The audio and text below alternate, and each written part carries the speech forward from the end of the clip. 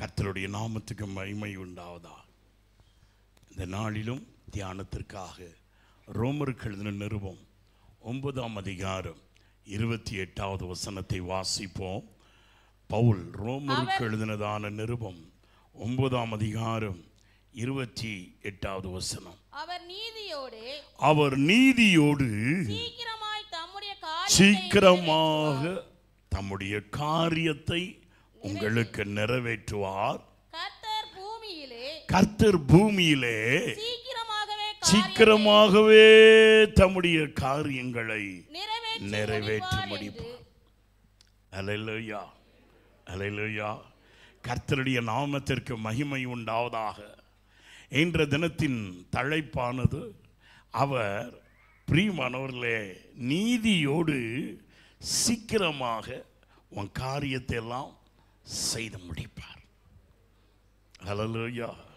சீக்கிரமாக உன் காரியத்தை முடிச்சிருவார்.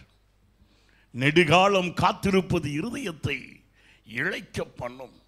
நீ விரும்பினது உன்னிடத்தில் வரும் பொழுது அது ஜீவ விருட்சத்தை போல் இருக்கும்.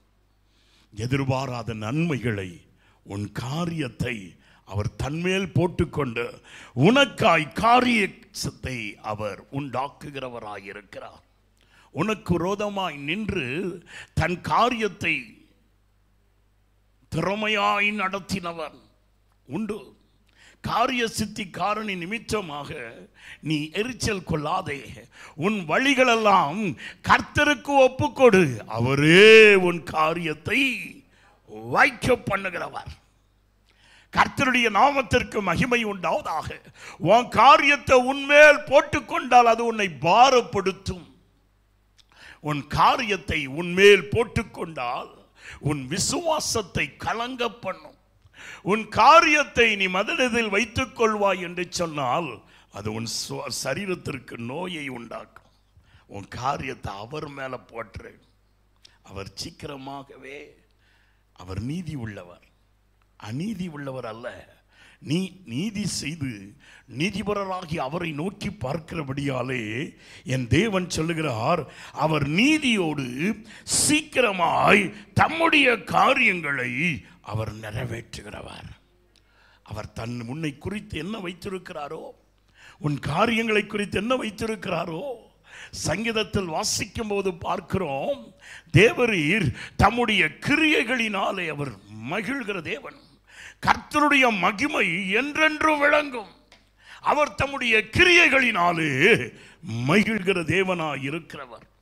தம்முடைய கிரியைகளில் அவர் மகிழ்கிறவராய் இருக்கிறபடியாலே தான் உனக்கு என்ன செய்ய வேண்டும் என்று வைத்திருக்கிறாரோ அந்த காரியத்தை அநியாயத்தினால் அல்ல, பொல்லாங்கன் அநியாயத்தினால் செய்கிறவன்.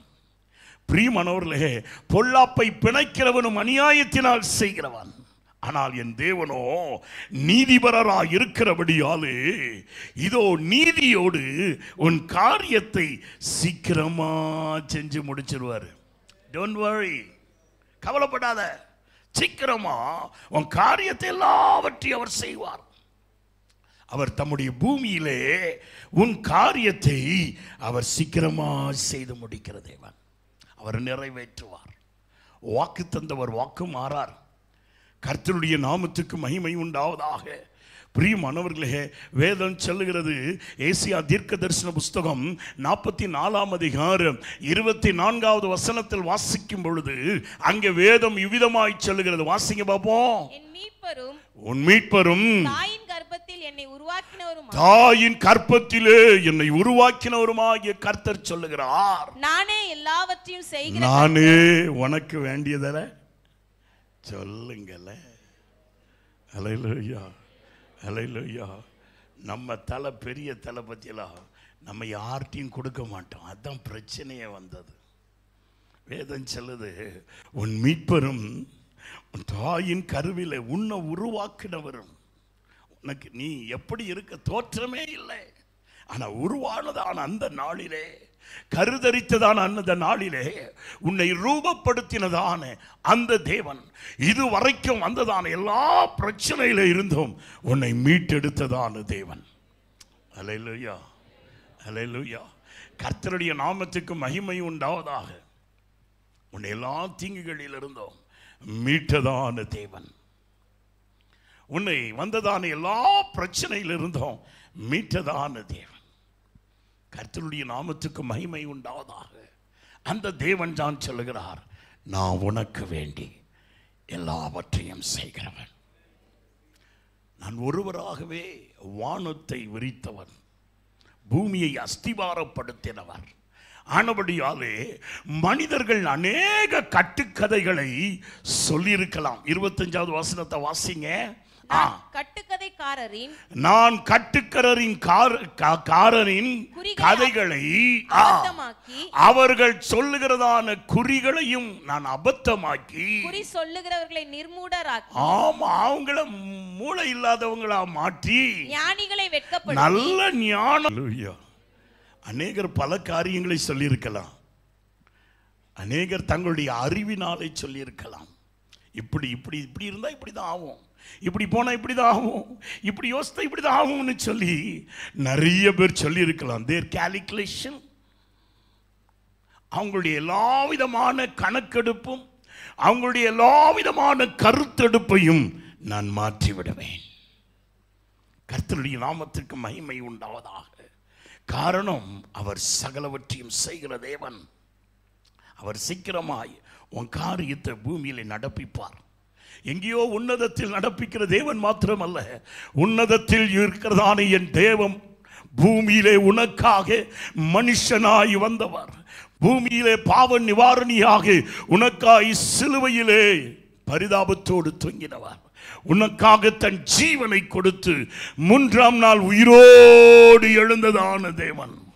உனக்காய் எல்லாவற்றையும் செய்து முடித்து விட்டேன் என்று சொல்லி சிலுவையிலே ஜெயகோதோஷம் எழுப்பினதான அந்த தேவன். அவர் சொல்லுகிறார், பிரியமானவர்களே, நான் பூமியில சீக்கிரத்தில் நீதியோடு உன் காரியத்தை எல்லாவற்றையும் செய்து முடிப்பேன். கட்டுக்கதைக்காரன் என்னன்னாலும் சொல்லலாம். ஞானவான் தன்னுடைய அறிவை வச்சு எதை வேணாலும் பெதட்டலாம். குறி சொல்லுகிறவனும் மனுஷன் தானே, அவன் சில அடையாளங்களை வைத்து உனக்கு குறி சொல்லுகிறவனாய் இருக்கலாம். அல்லேலூயா, அல்லேலூயா. ஆனால் அதெல்லாவற்றையும் நான் அபத்தம் பண்ணி போட்டு உன் காரியத்தை நான் சீக்கிரமா செய்து முடிப்பேன். கர்த்தருடைய நாமத்துக்கு மகிமை உண்டாவதாக. இந்த வார்த்தை எப்படிப்பட்டது? அங்கே வேதம் சொல்லுது, நான் என் ஊழியக்காரனின் மூலமாய் உனக்கு இதை நான் உரைக்கிறது மாத்திரமல்ல, இன்று உனக்கு தம்முடைய ஆலோசகனாக ஸ்தானாதிபதியின் மூலமாய் வெளிப்படுத்துகிறதான இந்த ஆலோசனையை உனக்கு அவர் நிலைப்படுத்த வல்லமை உள்ள தேவனாயிருக்கிறார். அந்த தேவனாகிய கர்த்தர் தான் சொல்லுகிறார், பிரியமானவர்களே, அவர் நீதியோடு சீக்கிரமாய் தம்முடைய காரியங்கள் எல்லாவற்றையும் உனக்கு வேண்டியதை அவர் நிறைவேற்றுவார். துக்கப்படாத, கவலைப்படாத, பதறி போய் நீ ஏதாவது ஒன்று செஞ்சிடாத, பதட்டத்தோட நீ எதுலன்னா போய் சிக்கிக்கொள்ளாத. அவருடைய சமூகத்திலே காத்திரு. அவருடைய கிரியைகள் வெளிப்படும் வரைக்கும், அவருடைய செயல்கள் வெளிப்படும் வரைக்கும் அவருடைய சமூகத்தில் காத்திரு. இயேசு கைவிட மாட்டாருங்க. இயேசு மௌனமாக இருக்க மாட்டார். உனக்காய் சீக்கிரத்தில் உன் காரியத்தை அவரே தன்மேல் போட்டுக்கொண்டு உனக்காய் காரியங்களை வாய்க்க பண்ணுவார். கர்த்தருடைய நாமத்துக்கு மகிமை உண்டாவதாக. இதை பவுல் பிரியமானவர்களே ரோமாபுரிக்கு தன் நிருபத்தில் எழுதுகிறார். கர்த்தருடைய நாமத்துக்கு மகிமை உண்டாவதாக.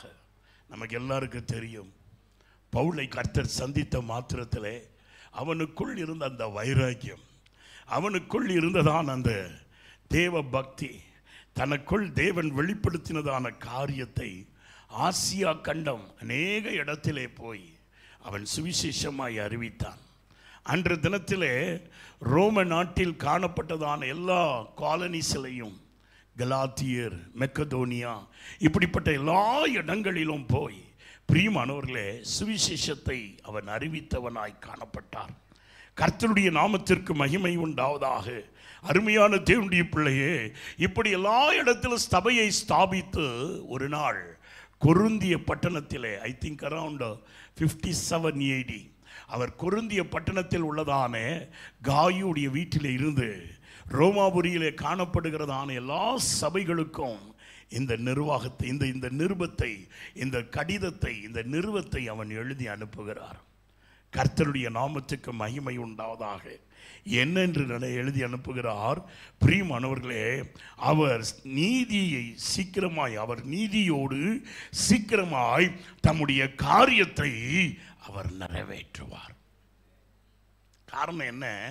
பிரியமானவர்களே, இந்த ரோம புஸ்தகம், இந்த ரோமருடைய நிருபத்தில் பிரியமானவர்களை 1ஆம் அதிகாரம் 17-18 வசனத்தை வாசித்தால் இந்த கடிதத்தை எதற்காக பவுல் ரோமாபுரியில் இருக்கிறதான சபைக்கு எழுதுகிறார் என்பதை பிரியமானவர்களே நாம் பார்க்கலாம். கர்த்தருடைய நாமத்திற்கு மகிமை உண்டாவதாக. பிரியமானவர்களை வேதம் சொல்லுது, வாசிங்க பார்ப்போம். விசுவாசத்தினாலே மேல 16ல இருந்து வாசிங்க. தேவனுடைய சுவிசேஷத்தை குறித்து நான் வெட்கப்படுறது இல்லை. முன்பு இருக்கிறார்களோ அவர்களை, பிரியமானவர்களே, அவர்களுக்கு இது தேவ பலனாயிருக்கிறது. அல்லேலூயா, அல்லேலூயா. பாஸ்டர் சர்ச்சு சைஸ் ஒரு பைபிள் கொடுத்தாலும் நம்மளால் அதை வாங்கி தீட்டு வர முடியாது. கர்த்தருடைய ஆனால் நமக்கு வாசிக்கணும். வாசிக்கிறது நல்லது தான். பிரியமானவர்களே, வேதம் சொல்லுது பாருங்க, இதை குறித்து நான் வெட்கப்பட மாட்டேன். பைபிள் தூக்குறதுக்கு வெட்கப்படக்கூடாது. சுவிசேஷத்தை அறிவிப்பதற்கு வெட்கப்படக்கூடாது. தேவன் நமக்கு செஞ்ச நன்மையை மற்றவங்களுக்கு சொல்றதுக்கு என்ன செய்யக்கூடாது? வெட்கப்படக்கூடாது. காரணம், யாரு விசுவாசிக்கிறாங்களோ அவங்களுக்கு அது ரட்சிப்பை உண்டாக்குறதுக்கு தேவனுடைய பலனாயிருக்கு. இதுதான் இந்த ரோமபுரி ரோம புஸ்தகத்திலே, இல்லாவிட்டால் ரோம எழுத்தில் ரோமருடைய சபைக்கு பவுல் எழுதுகிற கடிதம். நீங்கள் எதிலையும் வெட்கப்படாதீங்க. சுவிசேஷம் என்று வந்துவிட்டால் நீங்கள் வெட்கப்படாதீர்கள். யாரெல்லாம் ரட்சிக்கப்படணுமோ அதுதான் அவங்களுக்கு வேண்டிய தேவ பலனாக இருக்கும். இந்த தேவ பலன் எப்படி அவர்களுக்குள் செயல்படும்? விசுவாசத்தினாலே நீதிமான் என்ன செய்வான்? பிழைப்பான். கர்த்தருடைய நாமத்துக்கு மகிமை உண்டாவதா. அன்று வரைக்கும் பிரியமானவர்களே, 3ஆம் நூற்றாண்டிலிருந்து பிரியமானவர்களை 16வது நூற்றாண்டு வரைக்கும் இருளில் இருந்ததானே பிரியமானவர்களை ஜனங்களை வெளிச்சத்துக்குள் கொண்டு வரும்படி மார்ட்டின் லூதர் கண்டுபிடித்ததான இந்த வசனம், பரிசுத்த ஆவியானவர் சொல்லிக் கொடுத்ததான வசனம், விசுவாசத்தினாலே நீதிமான் பிழைப்பான். கர்த்தருடைய நாமத்திற்கு மகிமை உண்டாவதாக. இந்த புஸ்தகம் முழுவதும் அதுதான் சொல்லுகிறது. கர்த்தருடைய நாமத்துக்கு மகிமை உண்டாவதாக. அப்ப இதை எழுதி கொண்டே இருக்கும் பொழுது விசுவாசத்தை குறித்து, அதன் மேன்மையை குறித்து, விசுவாசத்தினாலே உண்டாகும் பாவ மன்னிப்பையும், விசுவாசத்தில் உண்டானதானே பிரியமானவர்களே பரிசுத்தத்தையும், விசுவாசத்தில் உண்டாக்கப்பட்டதான நீதியின் வாழ்க்கையையும், விசுவாசத்தில் உண்டாகும் தேவனுடைய கிருபைகளையும் குறித்து பவுல் எழுதி கொண்டே இருக்கும் பொழுது 9ஆம் அதிகாரத்தில் வரும் பொழுது சற்று மன சஞ்சலப்படுகிறான். 9ஆம் அதிகாரம் 1வது வசனம் வாசிங்க பார்ப்போம். எனக்கு மிகுந்த துக்கமும். எனக்கு என்னாச்சு? மிகுந்த துக்கம், இடைவிடாத மனவேதனை. எதற்காக? 2வது வசனம் வாசிங்க பார்ப்போம். நான் சொல்லுகிறது பொய் அல்ல, கிறிஸ்துவுக்குள் உண்மையை சொல்லுகிறேன். நான் உண்மையே சொல்லுகிறேன். காரணம் என்னன்னா, என் இனத்தார், என் ஜனத்தார் ரட்சிக்கப்படலை. பவுல் அநேக இடத்துக்கு ஊழியத்துக்கு போனாரு. ஆனால் இந்த பிரியமானவர்களை யூதர்கள், தேவ பக்தி உள்ளவர்கள், இஸ்ரவேலர்கள் என்று சொல்லிக் கொள்ளுகிறவர்கள் எங்கெல்லாம் பவுல் ஊழியத்துக்கு போனாரோ அங்கெல்லாம் பின்னால போய் அவனுக்கு எதிர் நிற்கிறவர்களாக, தேவ பக்தி உள்ளவர்கள் தேவ பக்தி உள்ளவர்களை தாங்காதபடிக்கு, பிரியமானவர்களே, விசுவாசிகள் ஒருவருக்கொருவர் பக்தி விருத்தி உண்டாகும்படி ஊக்குவிக்காதபடிக்கு தேவனுடைய சுவிசேஷத்தை அவமாக்கும்படியாக, தேவனுடைய ஸ்தோத்திரம் மகத்துவத்தை மட்டுப்படுத்தும்படியாக, தேவனுடைய மகிமையை தடை செய்யும்படியாக பவுலுடைய ஊழியத்தில் எதிர்த்து நின்றார்கள். அவனுடைய சுவிசேஷத்திற்கு அவர்கள் செவி கொடுக்கவில்லை. இயேசு கிறிஸ்துடைய பிரியமானவர்களே நற்செய்திக்கு அவர்கள் இடம் கொடுக்கவில்லை. இதனால் பவுல் துக்கமடைந்தவராயிருந்தார். கர்த்தருடைய நாமத்திற்கு மகிமை உண்டாவதாக. எல்லாவற்றையும் இஸ்ரவேலர்கள் மூலமாக ரட்சிப்பை உண்டாக்கும்படிக்கு பிரியமானவர்களே சகல தேவத்துவங்களும் இந்த இஸ்ரவேல் ஜனங்களுக்குள் வெளிப்பட்டதா இருந்தாலும், இந்த இஸ்ரவேல் ஜனங்கள் வேதத்தை கையில வச்சிருந்தாலும், இந்த இஸ்ரவேல் ஜனங்களிடத்துல பிரமாணங்கள் இருந்தாலும், இயேசு கிறிஸ்துவே இந்த இஸ்ரவேல் ஜனங்களுக்குள் கடந்து வந்திருந்தாலும், இவர்களோ பிரியமானவர்களே அவர் மேல் விசுவாசம் இல்லை.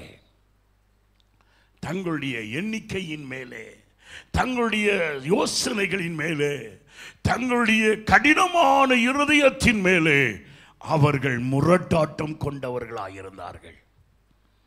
பவுல் இதன் நிமித்தம் துக்கப்பட்டான்.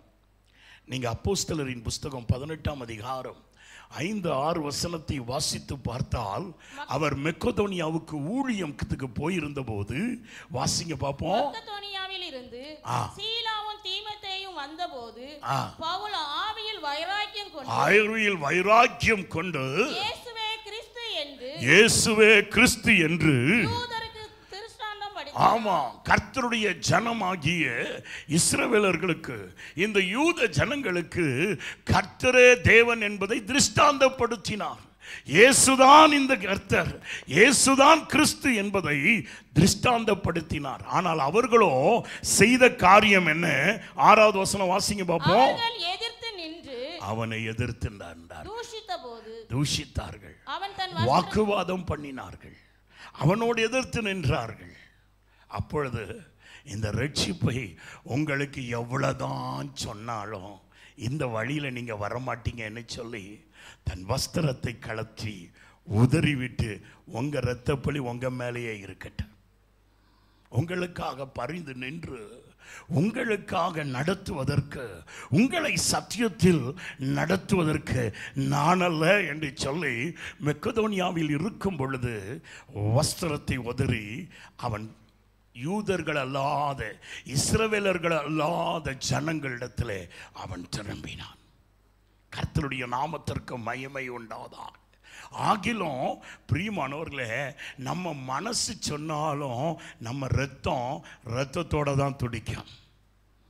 அல்லேலூயா, அல்லேலூயா. அதை தான் அவன் சொல்லுகிறார். 9ஆம் அதிகாரம் 1வது வசனத்தில் வாசிக்கும் பொழுது, ரோமர் 9:1 அங்கே பவுல் அதை தான் சொல்லுகிறார். எனக்கு மனவேதனை, எனக்கு மிகுந்த துக்கம். இதோ ரட்சிப்புக்கு பாத்திரராக இருக்க வேண்டிய இவர்கள், தேவனை அறிந்ததான இவர்கள், இயேசு கிறிஸ்துவை குறித்து நன்கறிந்ததான இவர்கள் அவரை கிறிஸ்து என்று ஏற்றுக்கொள்ள மனதில்லாதவர்களாக இருக்கிறார்களே என்கிறதான ஒரு துக்கம். அல்லேலூயா, அல்லேலூயா. அப்பதான் இந்த நிருபத்தை எழுதுகிறார். என்னன்னு எழுதுகிறாரு? பிரியமானவர்களே, அவர் நீதியோடு சீக்கிரமாய் தம்முடைய காரியத்தை அவர் செய்து முடிப்பார். நிச்சயமாகவே இந்த இஸ்ரவேல் ஜனங்களை அவர் கைவிட மாட்டார். அவர்களை ரட்சிப்பார், அவர்கள் மனம் திரும்பும்படியாய் செய்வார். ஏனென்று சொன்னால், ஆபிரகாமுக்கு அவர் வாக்கு கொடுத்திருக்கிறார். என்ன வாக்கு கொடுத்திருக்கிறார்? கடல் கரை மணலை தக்கதானே உன்னுடைய சந்ததியானது கர்த்தரிடத்தில் வரும். வாசிங்க பார்ப்போம். 29வது வசனம் வாசிங்க பார்ப்போம். அல்லாமலும் எசேயா முன்னே சொன்னபடி சேனைகளின் கர்த்தர் நமக்குள்ளே ஒரு சந்ததியை மீதியாக வைக்காதிருந்தார். 27 வாசிங்க. அல்லாமலும் இஸ்ரவேல் புத்திரருடைய இலக்கம் சமுத்திரத்தின் மணல் எத்தனையாய் இருந்தாலும் மீதியாய் இருப்பவர்கள் மாத்திரம் ரட்சிக்கப்படுவார்கள். நிச்சயமா அவங்க பெரிய ஜனமா இருந்தாலும் அதுக்குள்ள ஒரு கூட்டத்தை கர்த்தர் தமக்கென்று அவர் ரட்சித்துக் கொள்வார். இந்த நிச்சயம் பவுலுக்குள்ளே வந்தது. அதனால தான் பவுல் சொல்லுகிறார், நிச்சயமாகவே ஜனங்களை அவர் ரட்சிப்பார். சில நேரத்தில் நமக்கு கவலை வருது, எவ்வளோ ஜோமணி பார்க்க ஐயா, என் குடிகார கணவன் மனம் திரும்ப மாட்டேங்க ஐயா, அவர் தான் முதல் ரட்சிக்கப்பட்டு ஞானஸ்தானம்லாம் எடுத்தவர், ஆனால் இப்போ சூழ்நிலை நிமித்தம் பின்மாறி போயிட்டாரு. குடிகாரனா போயிட்டாரு, கோயிலுக்கு வர மாட்டேங்கிறாரு, வெளியே தான் நின்று கொண்டு இருக்கிறார். நான் கோயிலுக்கு போறதே தடை பண்ணுகிறாரு. பிள்ளைதான் முதல் வந்துச்சு ரசிக்கப்பட்டு, ஆனால் இப்போ பின்னால போயிட்டுன்னு சொல்லி. ஆனால் உனக்கு ஒரு தேவன் இருக்கிறார். பிரியமானவர்களே, இந்த 9ஆம் அதிகாரம் மாத்திரம் நாம் தியானிக்க போகிறோம். வேதம் சொல்லுது 9ஆம் அதிகாரம் 5வது வசனத்திலே பவுல் சொல்லுகிறார் பாருங்க, நமக்கு ஒரு தேவன் இருக்கிறார், இவர் என்றென்றைக்கும் ஸ்தோத்தரிக்கப்படத்தக்கவர். வாசிங்க 2வது பகுதியை மாத்திரம் வாசிங்க. இவர் என்றென்றைக்கும் ஸ்தோத்தரிக்கப்படத்தக்கவர், சர்வத்திற்கும் மேலானது, இவர் எல்லாவற்றுக்கும் மேலானவர். உன் காரியத்தை சீக்கிரமா செய்து முடிக்கும்படியாய் அது அவர் தம்முடைய காரியமாய் எடுத்திருக்கிறார். அவர் தம்முடைய காரியமாய் எடுத்திருக்கிறபடியாலே அதை கட்டாயம் செய்ய முடிப்பார். காரணம் என்னன்னா, இவர் எல்லாவற்றுக்கும் எப்படிப்பட்டவர்? வாய் திறந்து சொல்லுங்களேன், இவர் எல்லாவற்றுக்கும் மேலே இருக்கிறவர், எல்லா சூழ்நிலைக்கும் மேலானவர், எல்லா சந்தர்ப்பத்திற்கும் மேலானவர். காலங்களும் சமயங்களும் இவர் கட்டுப்பாட்டுக்குள் வைக்க முடியாது. பூட்டின அறை இவருக்கு கட்டுப்பாட்டுக்குள் வைக்க முடியாது. He is all powerful, எல்லாவற்றுக்கும் மேலா இருக்கிறபடியாலே. நீதிமொழிகளிலே சாலமோன் சொல்லுகிறார், ராஜாவுடைய இருதயத்தை கூட வாய்க்கால திருப்புறத போல திருப்பிடுவாராம். அல்லேலூயா. நீங்கள் கிராமப்புறத்தில் போனால் இந்த விவசாயிகள் என்ன செய்வார்கள், ஒரு நிலத்துக்கு என்ன செய்வாங்க, தண்ணி பாய்ப்பாங்க. வாய்க்காலோடி தண்ணி வரும், அதை ஒரு நிலத்துக்கு மாத்திரம் தண்ணி போயிட்டே இருக்கும். அது போய் முடிஞ்சவொன்னே அதை அடைச்சிட்டு, பிரியமானவர்களே, அடுத்தது தங்க காலில் இன்னொரு இடத்த என்ன செய்வாங்க, திறக்கும் போது அது இன்னொரு இடத்துக்கு போயிடும். இதை போல தான் தேவன் ராஜாக்களாக இருந்தாலும் சரி, எவ்வளோ பெரிய ஆளாக இருந்தாலும் சரி, அவர் திருப்பணும்னு நினச்சா திருப்பிடுவாரே. அல்லேலூயா. உன் காரியம் நடந்து முடிகிற வரைக்கும் நீ காத்துரு, அவ்வளவுதான். பிள்ளை ரட்சிக்கப்படலையே, எங்கள் வீட்டுக்காரர் ரட்சிக்கப்படலையே, என் குடும்பத்தில் இருக்கிற பிரச்சனை மாறலையே என்று சொல்லி துக்கப்பட்டு கொண்டு இருக்காதே, வேதனைப்பட்டு கொண்டு இருக்காதே. கர்த்தர் தம்முடைய காரியத்தை சீக்கிரமா செய்து முடிப்பார். யோபு சொல்லும் போது சொல்லுகிறார், கர்த்தாவை நீர் சகலவற்றையும் செய்ய வல்லவர், நீர் செய்ய நினைத்ததோ ஒன்னும் தடைபடாது. கர்த்தருடைய நாமத்திற்கு மகிமை உண்டாவதாக. அவர் கற்பாறையிலிருந்து நீரூற்றை வரக்கூடிய தேவன். பிரியமானவர்களே, பெரிய சமுத்திரத்திலும் வழிகளை உண்டாக்க வல்லமை உள்ளதான தேவன். உன்னுடைய வாழ்க்கையிலும் எப்பேற்பட்ட செங்கடல் இருந்தாலும், எப்பேற்பட்ட கற்பாறையை போல கடின மனிதனாய் அவன் காணப்பட்டாலும், அதிலே அவர் வழிகளை பிறப்பிக்க வல்லமை உள்ள தேவனாயிருக்கிறார். விசுவாசிக்கணும், காத்திருக்கணும், பொறுமை அவசியம். வேதம் சொல்லுது, நீங்க அமர்ந்திருந்தால் நான் தான் உங்களுக்கு. ஆமா, வேதம் சொல்லுது, அவர் ஒருவரே ஸ்தோத்தரிக்கப்படத்தக்கவர். காலையிலிருந்து சாயங்காலம் வரைக்கும் 3 நாளா பிரசங்கம் கேட்டுட்டு இருக்காங்க. பிரியமானவர்களே, சீஷர்களுக்கு ஒரே கலக்கம். கலக்கத்தின் மத்தியில் இயேசு சொல்லுகிறார், இவங்க போகிற வழியில் 3 நாள் சாப்பிடலையா, போகிற வழியில் என்ன செஞ்சிருவாங்க, எங்கேயாவது விழுந்துருவாங்க. அதனால் ஏதாவது கொஞ்சம் கொடுங்க. நம்ம எல்லாம் பெரிய பெரிய பிஸ்னஸ் மேன், எதனா ஒன்று சொன்னால் போதும் உடனே கால்குலேட் போட்டுருவோம். அல்லேலூயா. இவங்களுக்கு ஒரு 25 மூட்டை அரிசியை பொங்க வேண்டியதாக இருக்குமே, எத்தனை கேஜி பருப்பு வாங்க வேண்டியதாக இருக்குமே. அதுக்கு பிறகு எனக்கு தெரியாது, உங்களுக்கு தான் தெரியும், நான் சமையல் செய்தவன் அல்ல. அல்லேலூயா. பிலிப்பு வந்து எல்லா கணக்கோட லிஸ்டோட வந்து சொல்லுகிறான், 1 வருஷம் முழுசும் சீசர்களாகிய நாங்களெல்லாம் போய் உழைச்சாலும் இவ்வளோ பணத்தை கொண்டு வர முடியாது, இவ்வளோ ஆகாரத்தை வாங்கிட்டு கூட வர முடியாது, என்ன செய்யலாம்னு சொல்லி எல்லாரும் ஆண்டவர்கிட்ட டிஸ்கஸ் பண்ணுகிறார்கள். அல்லேலூயா. கர்த்தருடைய நாமத்திற்கு மகிமை உண்டாவதாக. வேதம் சொல்லுது, ஒரு அற்பமாய் 5 அப்பம் 2 மீன், which is unimaginable, யோசித்து பார்க்க முடியாதது. பிரியமானவர்களே, தேவை அதிகம், கையில் இருப்பதோ கொஞ்சம். ஆண்டவர் வாங்கினாரு. அவர் செஞ்சது என்ன தெரியுமா? அப்படியே மேலே தூக்கி அவர் ஸ்தோத்திரம் பண்ணாரு. அல்லேலூயா, அல்லேலூயா, அல்லேலூயா, அல்லேலூயா. பெரியவங்க சின்னவங்களுக்கு அறிவுரை சொல்லி விரும்புறீங்களா? கொஞ்சம் சொல்லுங்களேன். ஆத்திரப்படாத, தோத்திர பண்ணு. வருமானம் கொஞ்சம் இருந்தாலும் உன் லைஃப் பெஸ்டா இருக்கும். அல்லேலூயா, அல்லேலூயா. ஆத்திரம் வேண்டாங்க, ஸ்தோத்திரம் பண்ணா போதும். காரணம், அவர் ஒருவரே எல்லாவற்றிலும் ஸ்தோத்தரிக்கப்படத்தக்கவர். அந்த ஸ்தோத்தரிக்கப்படத்தக்கவர் எல்லாவற்றிலும் மேலாயிருக்கிறவர். எண்ணிக்கை அவருக்கு பெரிதல்ல.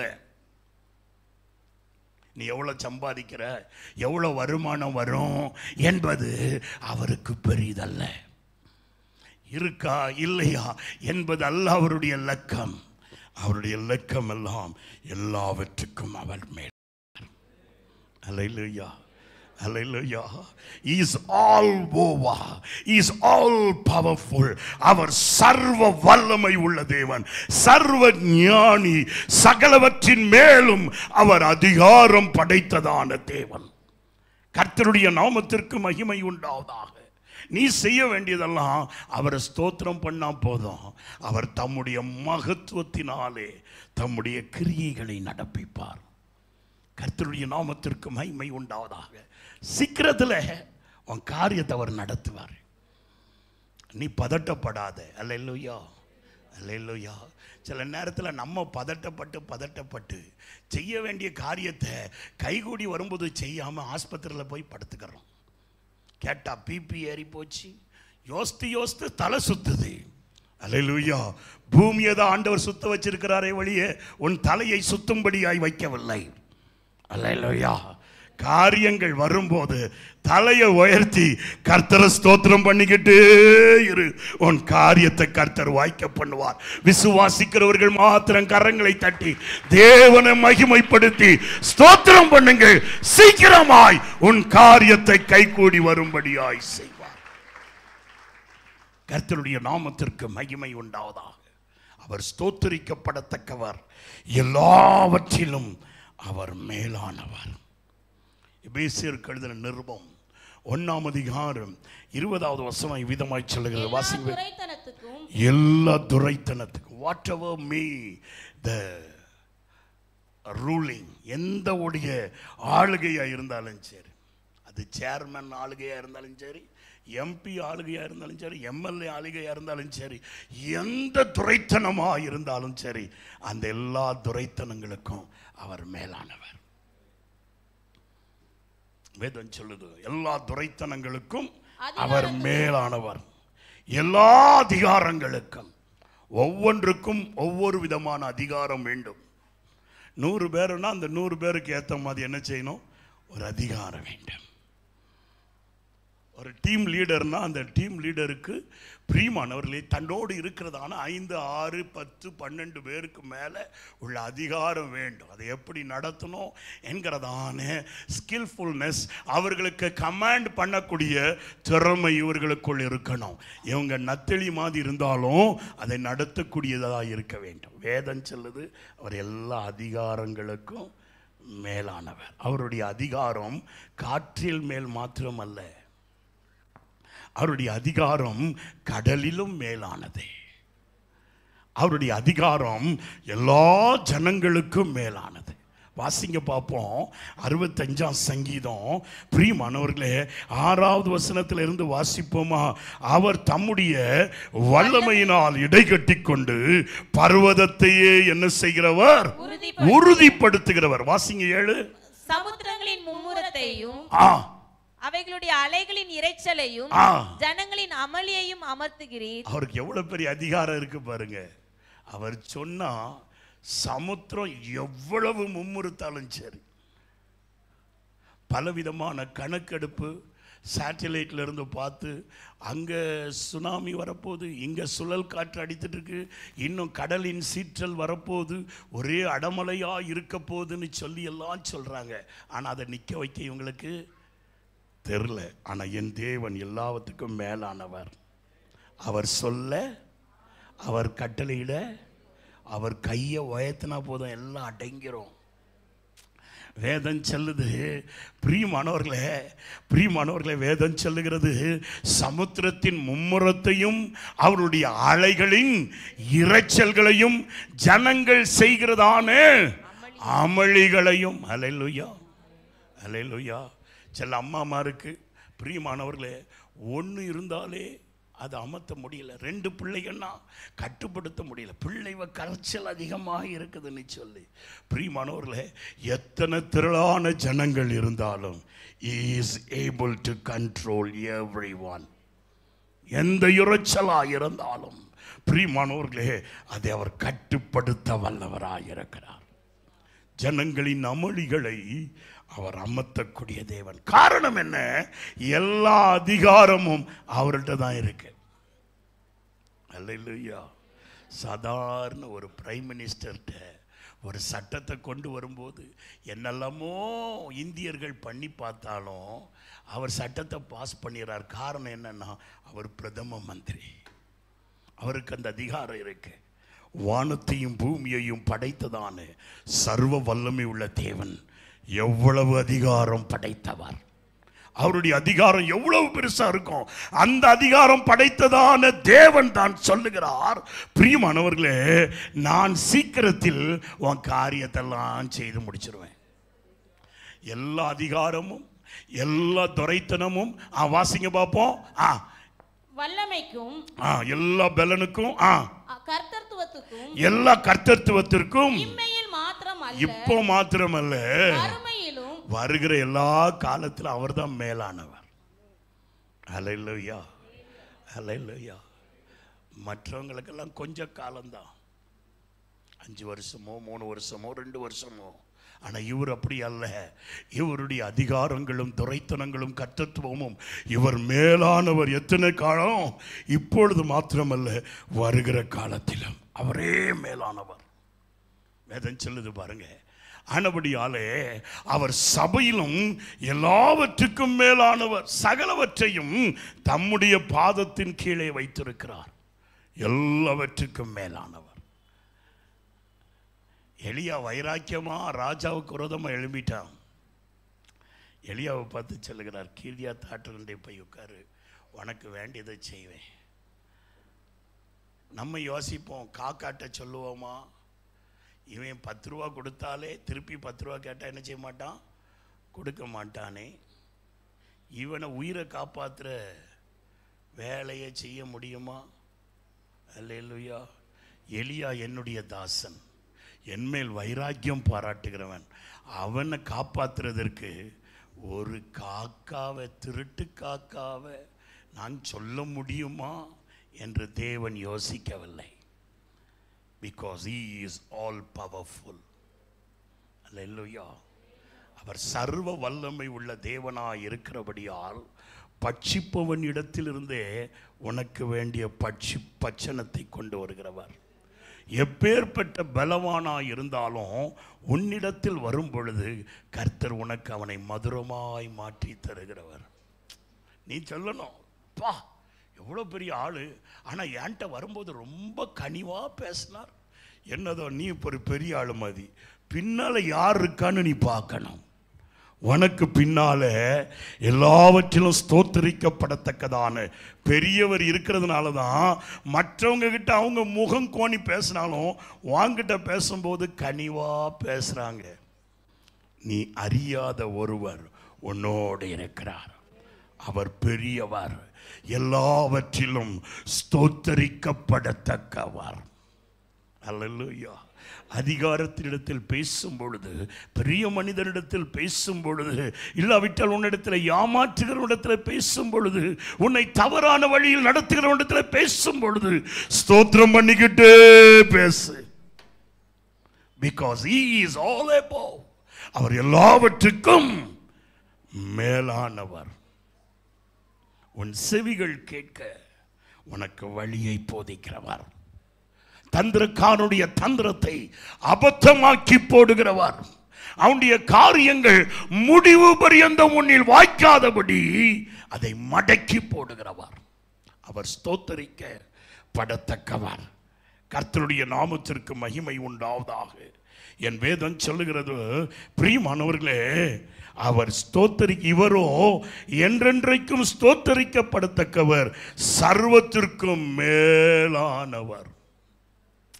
அவர் மேலானவராய் இருக்கிறபடியால் நிச்சயமாகவே உன் காரியத்தெல்லாம் அவர் செய்து முடிப்பார். அல்லேலூயா. கர்த்தருடைய நாமத்துக்கு மகிமை உண்டாவதாக. இரண்டாவதாக வாசிங்க பார்ப்போம். பிரியமானவர்களே, 9ஆம் அதிகாரம் 11வது வசனம் வாசிங்க பார்ப்போம். பிள்ளைகள் இன்னும் பிறவாமலும், பிள்ளை இன்னும் பிறக்கவில்லை, நல்வினை தீவினை ஒன்று செய்யாமலும் இருக்கையில், அது நல்லதும் செய்யல தீமையும் செய்யல, தேவனுடைய தெரிந்து கொள்ளுதலின்படி இருக்கிற அவருடைய தீர்மானம் கிரியைகளினாலே நிலை நிற்காமல் அழைக்கிறவராலே நிலை நிற்கும்படிக்கு. ஆமா, அழைத்தவராலே உன் காரியங்கள் எல்லாம் நிலை நிற்கும். இங்க அவர் தான் உன்னை அழைச்சிட்டு வந்தார்.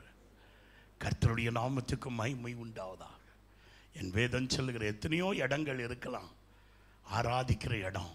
ஆனால் இன்னைக்கு ஆண்டவர் இந்த காலை வேளையில், இந்த பிப்ரவரி மாதம் 25ஆம் தேதி உன்னை இங்கே அழைச்சிட்டு வந்திருக்கிறாரு.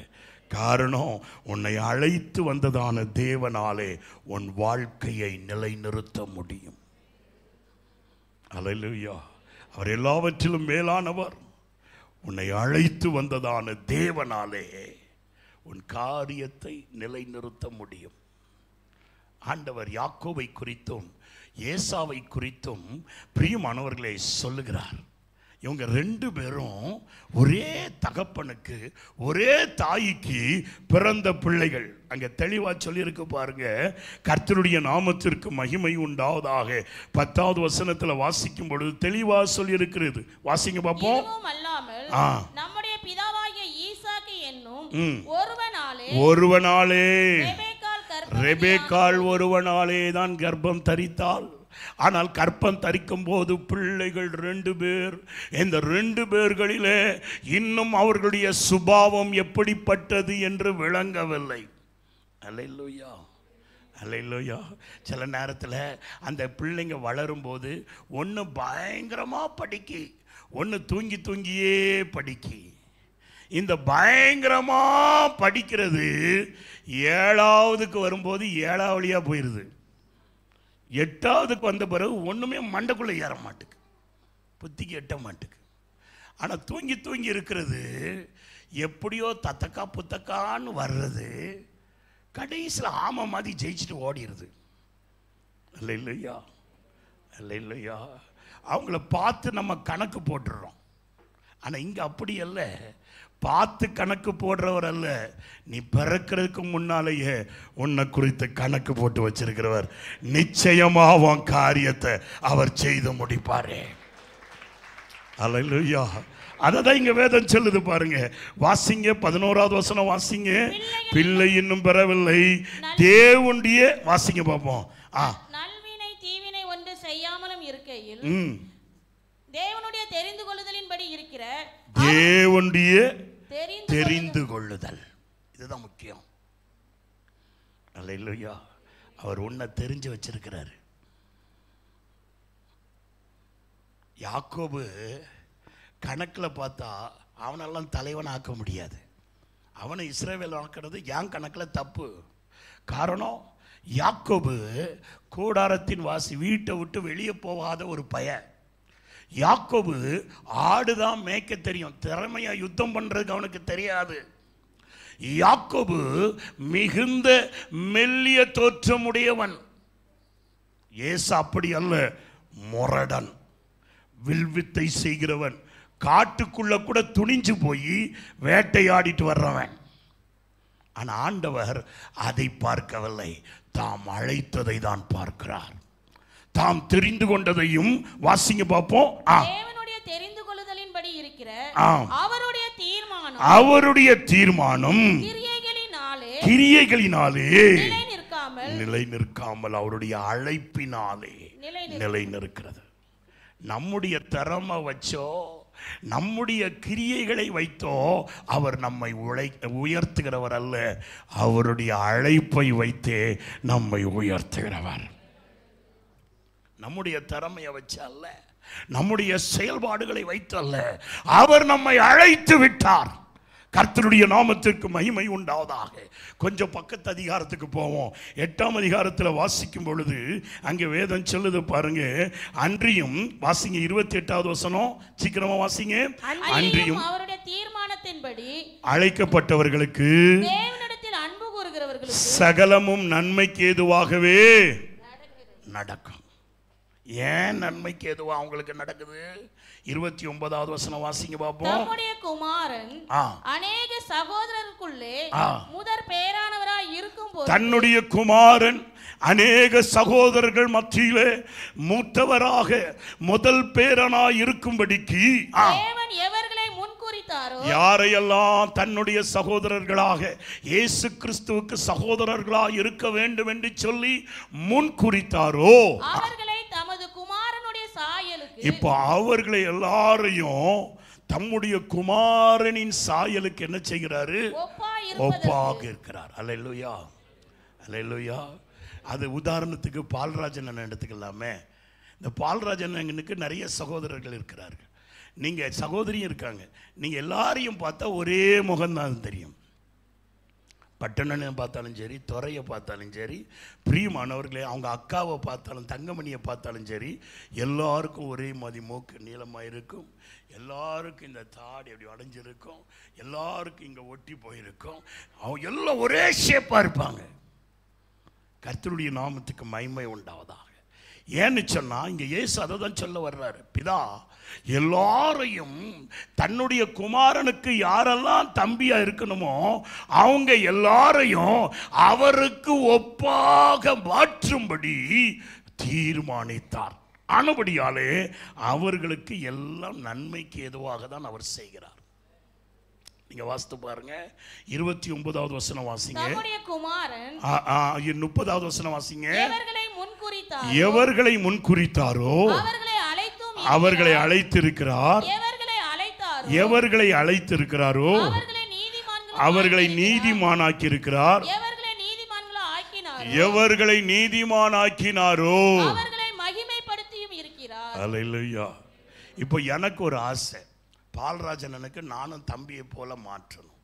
ஆனால் அவருக்கு ஒட்டுன முகம், எனக்கு என்ன செய்யுதுங்க, கொஞ்சம் மூஞ்சி குண்டான மூஞ்சி.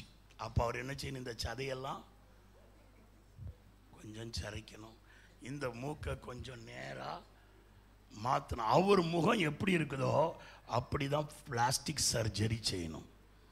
அல்லேலூயா, அல்லேலூயா. பிரியமானவர்களே, வேதம் சொல்லுது அவருக்கு ஒப்பாய் மாற்றும்படி சில நேரத்தில் நம்முடைய வாழ்க்கையில் பாடுகளை உபத்திரவங்களை நம்மில் அனுமதிக்கிறார். பவுல் சொல்லும்போது சொல்லுகிறார், பிரியமானவர்களே, இக்காலத்தின் பாடுகள் இனி வழியும் மகிமைக்கு ஒப்பல்ல. கொஞ்ச நாள் பாடு அனுபவிக்கிறதான உங்களை அவர் மகிமையிலே நிறுத்துவார். காரணம் என்னன்னா, அவர் வெளிப்படும் பொழுது அவருக்கு ஒப்பான சாயலாய் நம்ம இருக்கணும். ஆனபடியால் இங்க உலகத்துல கொஞ்சம் பாடு உண்டு, உபத்திரம் உண்டு. காரணம், ஏசப்பா எப்படி இருக்கிறாரோ அப்படி நம்ம மாறணும். அல்லேலூயா. அதுக்குத்தான் கொஞ்சம் சர்ஜரி பண்றாரு, கொஞ்சம் டிங்கரிங் பண்றாரு, கொஞ்சம் பிரியமானவர்கள் நம்முடைய சுபாவத்தை எல்லாம் நொறுக்குகிறார். காரணம் என்னவென்றால், கிறிஸ்துவுக்கு ஒப்பான சாயலாய் நம்மை மாற்றும்படியாய். வேதம் சொல்லுது, இந்த காரியத்திற்காக எவரை முன்குறித்தாரோ அவர்களை அழைத்திருக்கிறார். எவர்களை அழைத்தாரோ அவர்களை நீதிமானாக்கி இருக்கிறார்.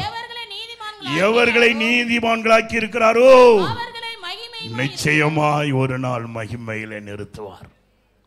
அதனால வர்ற பாடுகளை கண்டு வர்ற உபத்திரவங்களை கண்டு நீ சோர்ந்து போகாதே.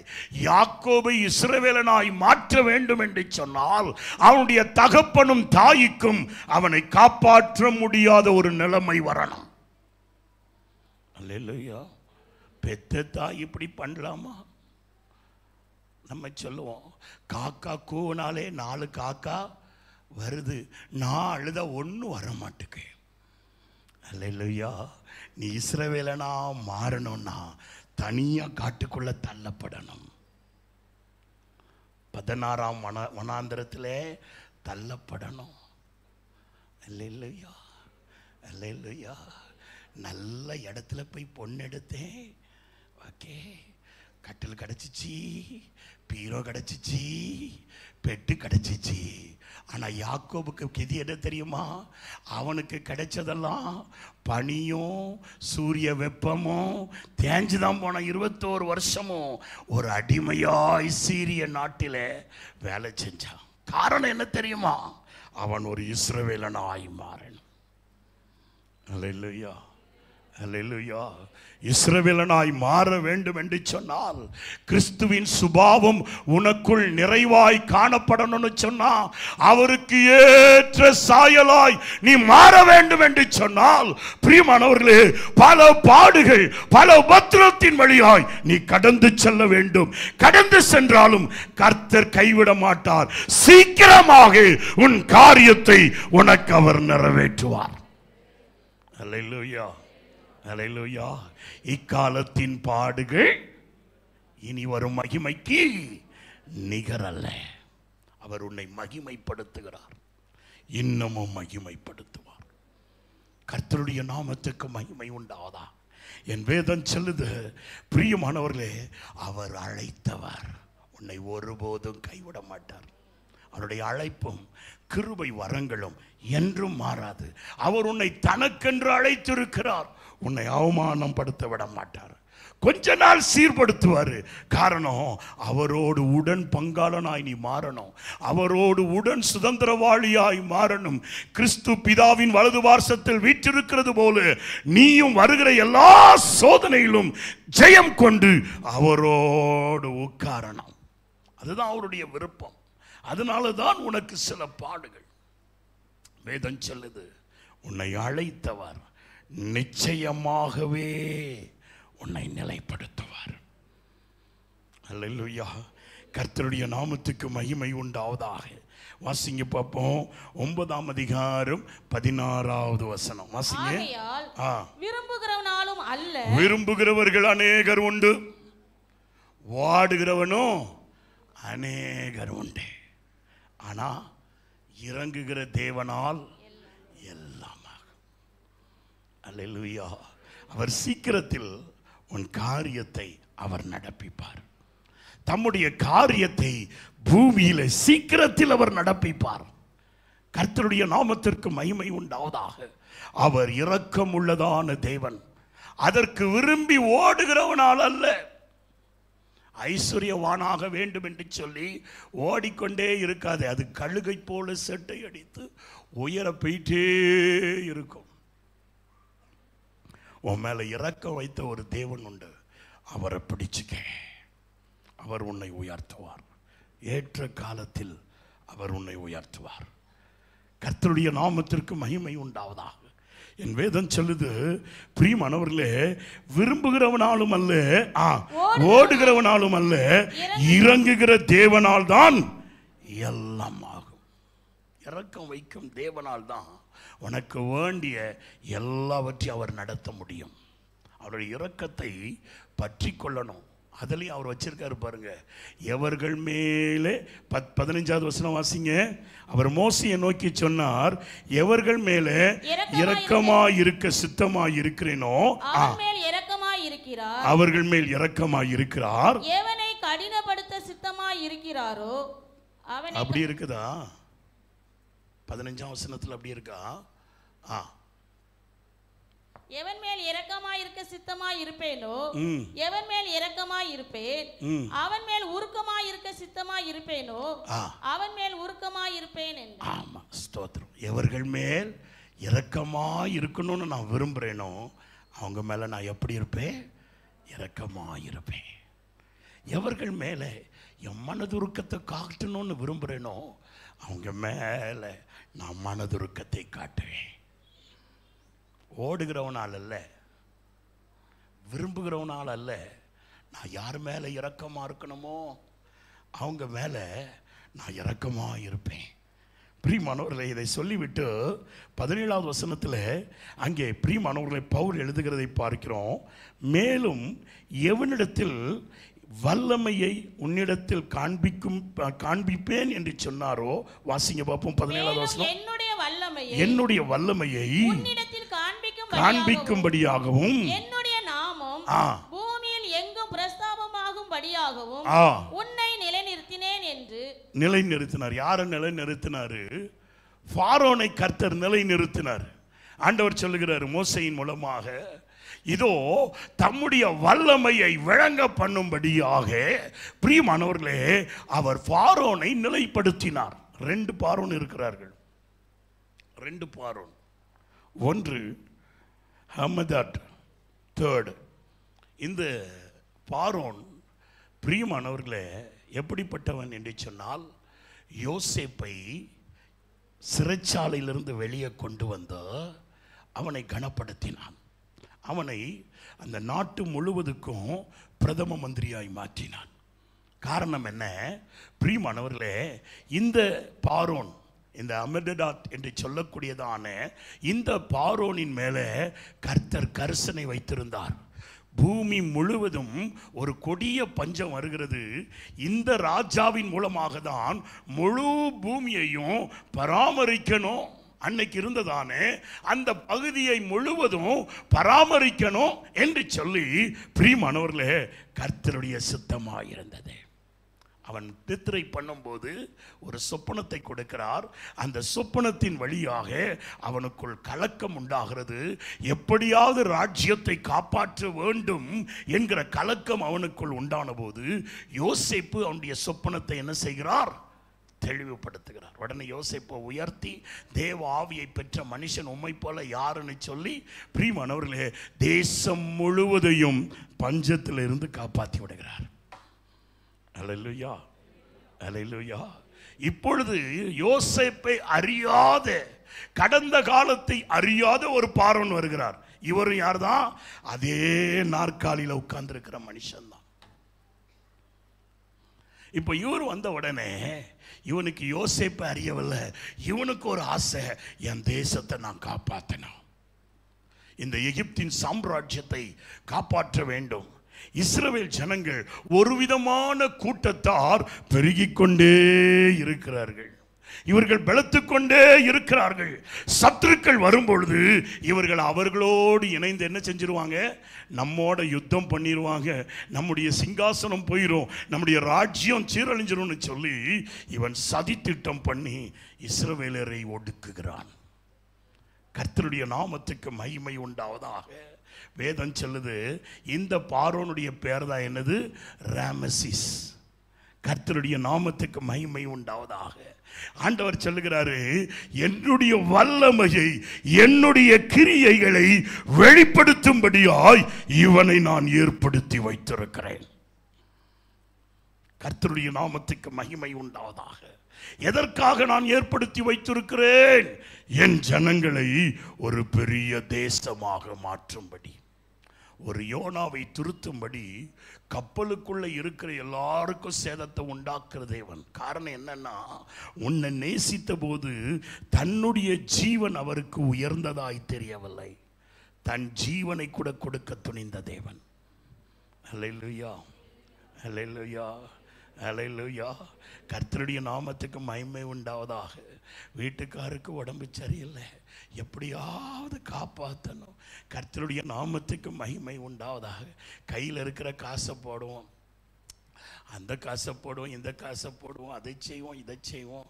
கடைசியில் டாக்டர் சொல்வார், இன்னும் கொஞ்சம் கொண்டு வாங்க, கொஞ்சம் கொஞ்சம் கொண்டு வருவோம், எங்கெல்லாமோ ஏந்தி பார்ப்போம். கடைசியில் இந்த கிழவனை சுகம் பார்த்துங்கனாலும் இவர் போய் என்ன செய்ய மாட்டார்? தொழில் செய்ய முடியாது. காலம் முழுசும் படுக்கையில் தான் கிடப்பார். இனி இவர் எதுக்கு? போனா போட்டும், போடா. ஆஸ்பத்திரி பக்கமே திருப்புறதில்லை. அப்புறம் அவன் மனம் திரும்பி செத்து போச்சு கொண்டு போன்னு சொல்லணும்.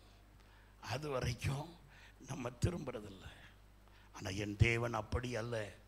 நாம் பாவிகளாக இருக்கும் போதே, அவருக்கு சத்துருக்களாக இருக்கும் போதே அவர் நம்மை நேசித்தார். நமக்காய் தன் ஜீவனை கொடுக்க துணிந்து விட்டார். நமக்காய் ஜீவனையும் கொடுத்தார். கர்த்தருடைய நாமத்துக்கு மகிமை உண்டாவதாக. ஜீவனை கொடுத்ததான தேவன் நாம் பிழைத்திருக்கும்படி அவரும் என்றென்றும் பிழைத்திருக்கிறார். அவர் தான் சொல்லுகிறாரு, நான் பார்வோனை ஏற்படுத்தினேன். எதற்காக ஏற்படுத்தினேன்? என் ஜனங்களை உருவாக்கும்படியாய். நாம் உருவாக்கப்படும்படி சிலரை ஆண்டவர் உருவாக்கி வச்சிருக்கிறார். அல்லேலூயா, அல்லேலூயா. என் மேஸ்திரி சரியில்லையே, என் கூட்டாளி சரியில்லையே, எனக்கு வந்தவ சரியில்லையே, உன்னை உருவாக்கும்படியாய் ஆண்டவர் சிலர் ஏற்படுத்தி வச்சிருக்கிறார். கர்த்தருடைய நாமத்துக்கு மகிமை உண்டாவதாக. வேதம் சொல்லுதா, பிரியமானவர்களே, தீமைகளும் அவரிடத்திலிருந்து தான் உருவாகிறது, நன்மையும் அவரிடத்திலிருந்து தான் உருவாகிறது. உன்னை உருவாக்கும்படி சிலரை கர்த்தர் ஏற்படுத்தி வைத்திருக்கிறார். ஆனால் நீ உருவாக்கப்பட்ட பிறகு அவர்களை செங்கடலில் போட்டு மூடிடுவார். Don't worry. கர்த்தருடைய நாமத்திற்கு மகிமை உண்டாவதாக. பவுல் இப்படி சொல்லிவிட்டு சொல்றாரு பாருங்க. வாசிங்க பார்ப்போம். ஸ்தோத்திரம். கீழே வாசிங்க. 26வது 25வது வசனம் வாசிங்க பார்ப்போம். அந்தபடி எனக்கு ஜனங்கள் அல்லாதவர்களை என்னுடைய ஜனங்களாக நான் மாற்ற யாருக்கு அன்பு காட்டாம இருந்தேனோ அவங்களுக்கு நான் சிநேகிக்கப்பட்டவர்கள் என்று சொல்லி அழைத்தேன். அல்லேலூயா. நாம் அவருடைய ஜனம் அல்ல. நாம் வாக்குத்தத்தத்துக்கு தூரமானவர்கள், பாளையத்துக்கு புறம்பானவர்கள். ஆனால் நம்மை அழைத்ததான தேவன், நீ என்னுடைய ஜனமாயிருக்கணும். அடுத்த வசனம் சொல்லுது, என்னுடைய ஜனம் மாத்திரமல்ல, ஜீவனுள்ள தேவனுடைய பிள்ளைகளாய் எண்ணப்படணும். அல்லேலூயா, அல்லேலூயா. நீ ஜீவனுள்ள தேவனுடைய பிள்ளை. யோனா, பிரியமானவர்களே, சொல்லாம தர்சீசுக்கு போனா, பிரியமானவர்களே, படகு அடியிலே போய் தூங்கிட்டான். அவனை தட்டி எழுப்பின உடனே அவன் சொல்லுகிறான், பிரியமானவர்களே, வானத்தையும் பூமியையும் அண்ட சராசரத்தையும் படைத்ததானே ஜீவனுள்ள தேவனுடைய தீர்க்கதரிசி. சூப்பரா இன்ட்ரோடக்ஷன் கொடுக்கிறான். அல்லேலூயா. நீ யார் தெரியுமா? ஜீவனுள்ள தேவனுடைய பிள்ளை. ஆனபடியால் நிச்சயமாகவே சீக்கிரத்திலே உனக்கு வேண்டிய காரியத்தை அவர் செய்து முடிப்பார். கர்த்தருடைய நாமத்துக்கு மகிமை உண்டாவதாக. எதையெல்லாம் செய்யணுமோ அதை கரெக்டா செஞ்சு ஏற்ற காலத்தில் செய்து முடிப்பார். அல்லேலூயா. சோர்ந்து போகாத, சூழ்நிலையை பார்த்து சோர்ந்து போகாத. வேதம் சொல்லுது, பிரியமானவர்களே, ரதங்களும் குதிரைகளும் அவர்களுக்கு பின்னால் ஆக்ரோஷமாய் வந்தபோது ஒரு திரியை அணைப்பது போல அவர் அதை அணைத்து போட்டு விட்டார். அல்லேலூயா, அல்லேலூயா. பிரச்சனைகள் பலவிதமா இருக்கலாம், கடன் பாரங்கள் பலவிதமா இருக்கலாம், சூழ்நிலைகள் எல்லாம் உனக்கு சாதகமா இல்லாம இருக்கலாம். ஆனால் ஜீவனுள்ள தேவனுடைய அன்பை நீ அறிந்து கொண்டு அவரை அண்டிக் கொள்வாய் என்று சொன்னால், ஏற்ற காலம் வரும்போது எல்லாத்தையும் சுகப்படுத்துவார். அல்லேலூயா, அல்லேலூயா. சூழ்நிலை ஒருபோது உன்னை மேற்கொள்ள முடியாது. காரணம், அவர் எல்லாவற்றுக்கும் மேலானவர். அவரை ஸ்தோத்திரம் பண்ணிக்கிட்டே இரு. உன்னுடைய திறமை ஒரு காலமும் உனக்கு உதவாது. காரணம், பிரியமானவர்களே, என் வேதம் சொல்லுகிறது, அவருடைய அழைப்பினாலே உன்னை அவர் நிலைநிறுத்த வல்லவராயிருக்கிறார். சத்துருக்களும் சூழ்நிலைகளும் உனக்கு பாதகமாக இருந்தாலும் அதை குறித்து பாரப்படாதே. நீ ஜீவனுள்ள தேவனுடைய பிள்ளை. அல்லேலூயா. எத்தனை பேர் அதை விசுவாசிக்கிறீங்க? நான் சொல்கிறேன், இந்த 3 பாயிண்ட்டை சொல்லுங்களேன். பக்கத்தில் உள்ளவங்க கையை பிடிச்சி கொஞ்சம் எழும்பி நிற்கலாமா? கொஞ்சம் எழும்பி நின்று சொல்லுவீங்களா? கர்த்தருடைய நாமத்துக்கு மகிமை உண்டாவதாக. நான் இதுவரைக்கும் பிரசங்கம் பண்ணினேன், இனி நீங்கள் பிரசங்கம் பண்ணணும். என்ன சொல்லணும்? பிரியமானவர்களே, கர்த்தர் உன்னை குறித்து வைத்திருக்கிற காரியங்களை நிச்சயமாய் நிறைவேற்றி முடிப்பார். அவர் எல்லாவற்றுக்கும் மேலானவர். நீ அவரை ஸ்தோத்திரம் பண்ணிட்டே இரு. 2வது, அவர் உன்னை அழைத்தவர், உன்னை நிச்சயமா நிலைப்படுத்துவார்.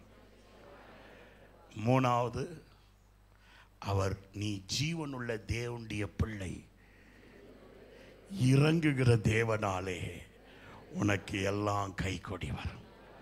கர்த்தரை ஸ்தோத்திரம் பண்ணுவோமா?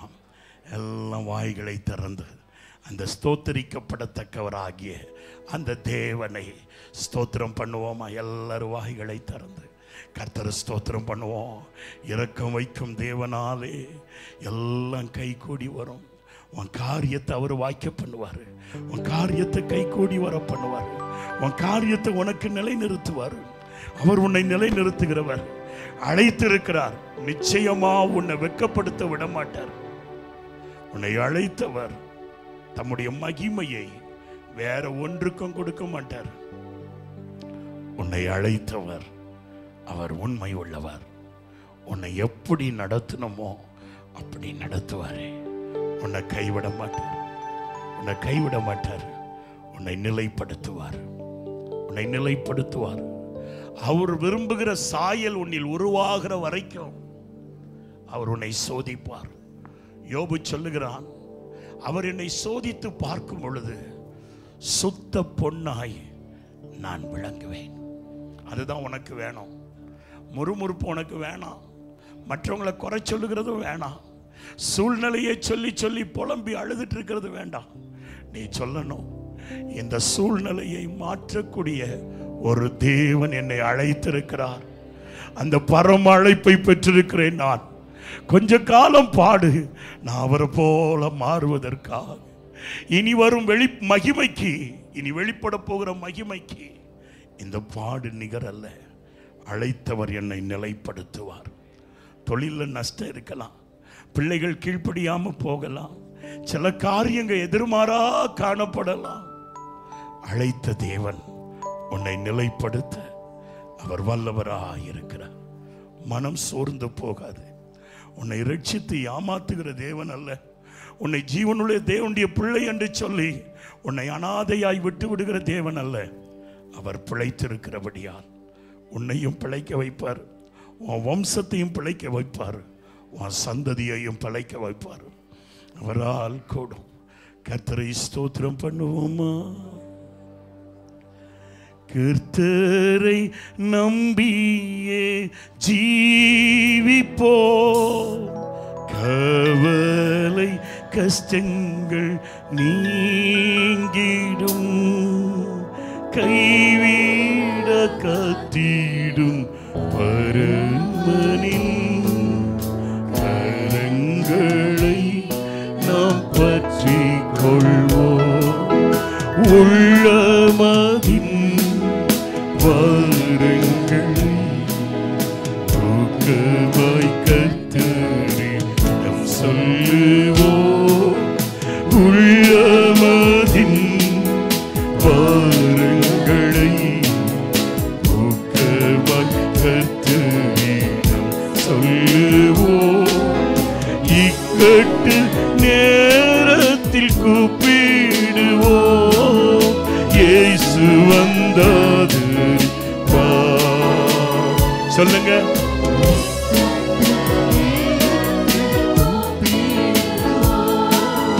இயேசு வந்தாது